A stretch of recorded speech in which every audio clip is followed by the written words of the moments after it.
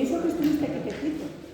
Sí, no, pero la verdad es que estaba muy a gusto, porque me pusieron una sillita ahí y yo creo que ya la voy a usar para siempre. ¿Pero vas a aplicar? Sí. No quietecito, aunque parezca. Bueno, sí. Mira, aquí más o menos se ve. Lo que hablamos fundamentalmente en la conferencia fue del autorretrato. Entonces, el autorretrato, pues lo que expliqué un poco es el origen del autorretrato, cuándo se autorretrata a los artistas en la historia del arte y por qué. ¿Qué necesita un artista para autorretratarse? Pues necesita, para empezar, tecnología. Es decir, que hasta que no aparecieron los espejos, los primeros espejos, no había forma de autorretratarse con facilidad. O sea, podían hacer cosas que te contaran o viendo en el reflejo del agua, cosas así.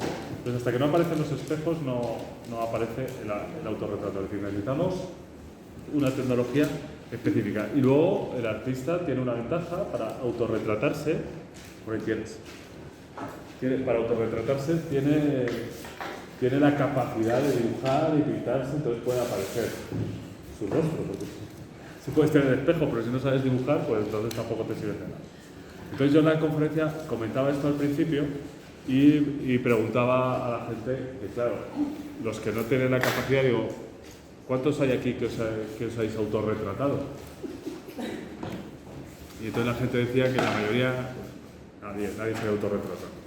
Bueno, pues es evidente que, entonces ya les dije yo, bueno, estáis mintiendo como bellacos, porque tenemos el móvil y estamos haciendo selfies continuamente, o sea, te estás autorretratando. Eso es un autorretrato, ¿verdad? Lo que pasa que ves aquí es de lo que empecé yo la conferencia, hablando del autorretrato como ego, porque la gente, ahora nos hacemos selfies, además yo hice la pregunta, ¿cuántos de aquí se han hecho, ¿hay alguna persona que no, de los que están aquí presentes, había 100 personas, que no se haya hecho un selfie? Y solo levantaron la mano 2 personas. Había 2 personas. Y serían muy mayores que no se lo hubieran hecho, que no se acordaban. Eso me parece a mí. Eso, seguro que se han puesto en alguna foto así, ¿no? Claro. Te decían que no se lo habían hecho. No, pero mira, Esther nos ha hecho un selfie. ¿No? Yo me creo que Aunque está quitando de...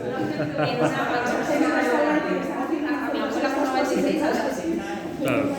Bueno, pero entonces, dentro del punto de vista de las artes, estamos hablando de que todos esos autorretratos están edulcorados.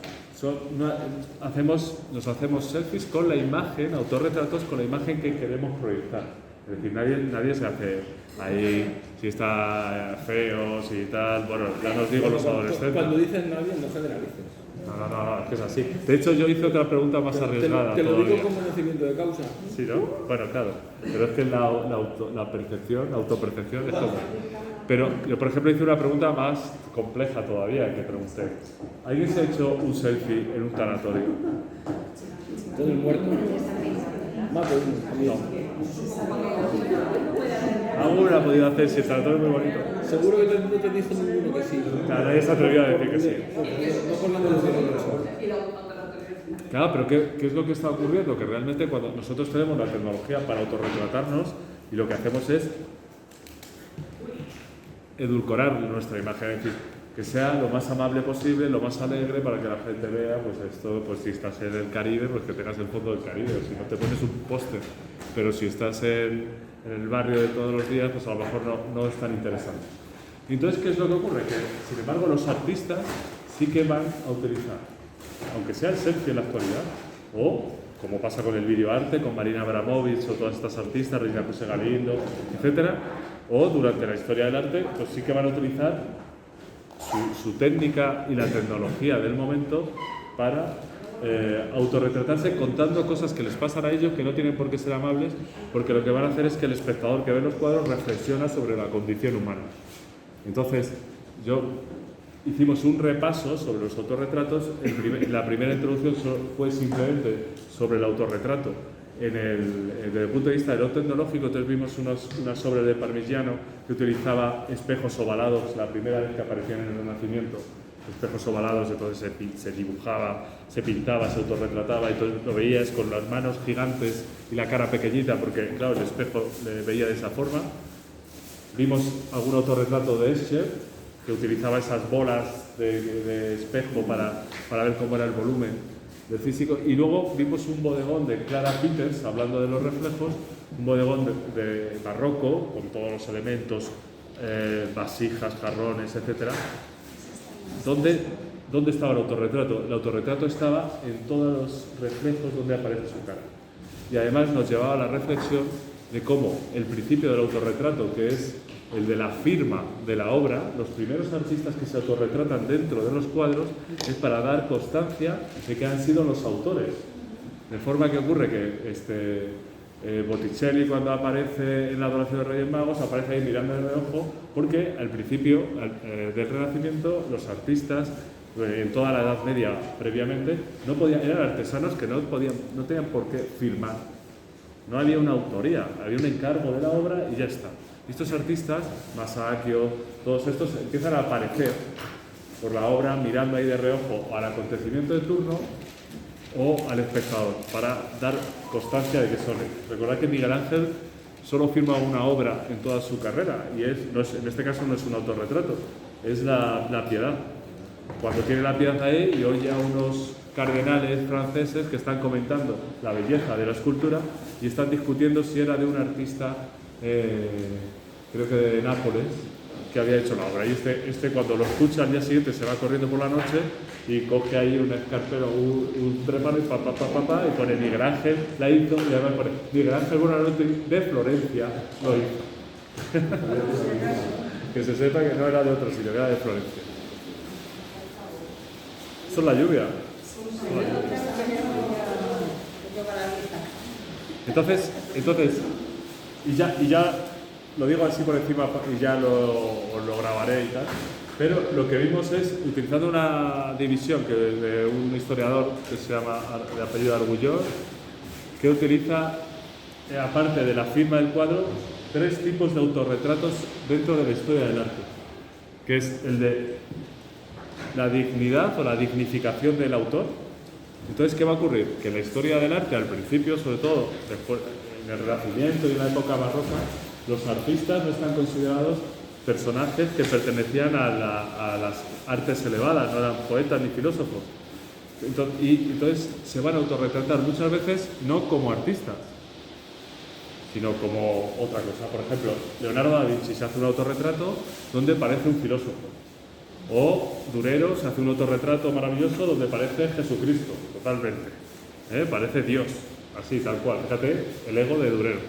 O Rubens se autorretrata como un caballero, porque él era el embajador.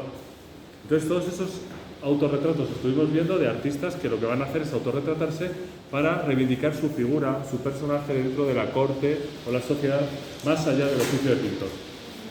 Pero también hay otro tipo de forma de autorretratarse, que es la del oficio, el taller. Entonces vimos varios autorretratos donde hay artistas que ya reivindican el oficio de pintor. Rembrandt lo hace en gran parte de sus autorretratos. Velázquez es el primero que lo vincula entre el caballero y el pintor. Recordad las Meninas, que aparece al final con la Orden de Santiago, pero con la paleta y los pinceles. Entonces lo que está haciendo es decir, cuidado, que somos artistas plásticos, somos pintores. Y a medida que va avanzando el desarrollo de la humanidad y de la historia del arte, cada vez el oficio de artista ya empieza a ser relevante. ¿Vale? Entonces vimos varios retratos de ese tipo y luego vimos el otro punto, que es el retrato sacrificial, que este es el que menos se parece quizá al selfie. El retrato sacrificial es cuando los artistas que han tenido una vida dura, como todo el mundo tiene vida dura, pues van a representar a través de autorretratos su condición. Entonces vimos varios, por ejemplo, uno que sonará mucho, pues Frida Kahlo. Pues los autorretratos de Frida Kahlo son autorretratos sacrificiales, porque vemos una mujer con las lágrimas, con los clavos pinchando, con la columna rota, etcétera, etcétera. O Artemisia Gentileschi cuando hace Susana y los viejos, y por primera vez presenta una Susana en la que los viejos no están, en la que Susana se deja ver por los viejos de forma condescendiente o complaciente. Lo que hace es rechazar a estos señores que me están espiando mientras estoy yo bañándome. ¿Lo veis? Y está hablando de su experiencia personal, porque sabéis que Artemisia pues, fue violada, etc. Bueno, ese tipo de retratos. O los retratos de Francis Bacon, cuando aparece con la cara ahí agitada. Bueno, esos retratos de sufrimiento sacrificiales, donde los artistas y las artistas pues, se auto-representan mostrando el problema vital con el que el espectador se puede identificar. O sea, que veis como ahí sí que hay una fractura absoluta con el tema este de los selfies. ¿Vale? Y luego ya por último vimos también una rama, que es todo de Rafael Argüelloles, esta la puse yo, la añadí, que era el retrato biopsicológico, por decirlo así, biográfico, donde vamos a ver artistas que repasando todos los autorretratos que han hecho a través de su vida, pues sabemos cómo fue su vida. Es decir, por ejemplo, Pablo Picasso, Rembrandt, bueno, infinidad de autorretratistas. Y acabamos la conferencia lo que pasa es que a mí me achucharon un poco porque tenía que acabar a las 7:10 y que acabé por ahí y me ventilé todo. A partir de aquí, prácticamente de aquí, todo esto me lo ventilé en 5 minutos. Que además me mola mucho a mí es cuando coger ese turbo, pero bueno, quizás demasiado rápido. Y acabamos con un autorretrato de un artista conceptual que se llama Roman Opalka, que ya falleció, que hace, por decirlo así, la definición perfecta de lo que es el autorretrato. Porque el autorretrato somos nosotros mismos los que nos retratamos y proyectamos una idea general. Y la idea general dentro de una biografía es el paso del tiempo, que es irremediable. Entonces, Roman Opalka de pronto se encuentra con que está esperando, que tiene unos 40 años, una cosa así, y está en una cafetería esperando a su mujer, y la mujer se retrasa, no aparece. Y el ratito que se está retrasando, el tío se agobia un poco y empieza a darle vueltas a la cabeza de qué es esto del tiempo, que si estuviese aquí mi mujer yo ya no estaría agobiado, y sin embargo estos 5 minutos se me están haciendo eternos. Entonces decide, se va a casa y dice, como eres artista plástico, pues dice, pues voy a trabajar sobre este tema del tiempo. Y coge un lienzo de 1,95 de alto por 1,35 y un lienzo negro, y en la parte superior empieza a escribir, empieza a numerar. Empieza desde el 1 y en pequeñito pone, con tinta blanca, 1, 2, 3, 4, 5, 6, con el pincel, 7, 8, 9. Hasta que acaba el panel entero. Y esto se va a convertir en el proyecto vital, va a ser el proyecto de su vida.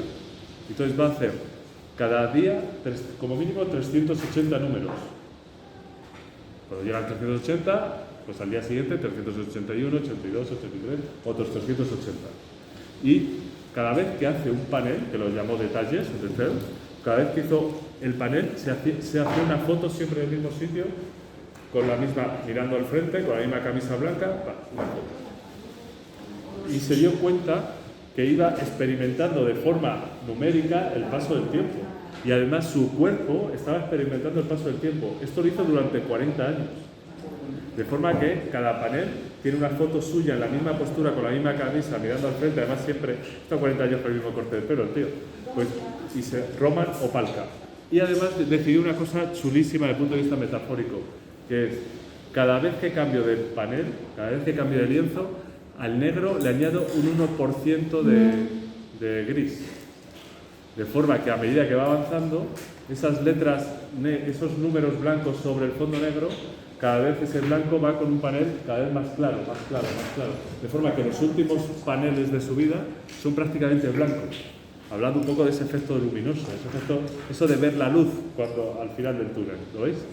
Entonces al final te hace, a través de las artes plásticas, la fotografía, la pintura, el dibujo y la filosofía, un autorretrato de lo que es el ser humano. El ser humano es aquella persona que lo único que no puede hacer es luchar contra el tiempo. O sea que con eso acabamos la conferencia y fue chulísimo.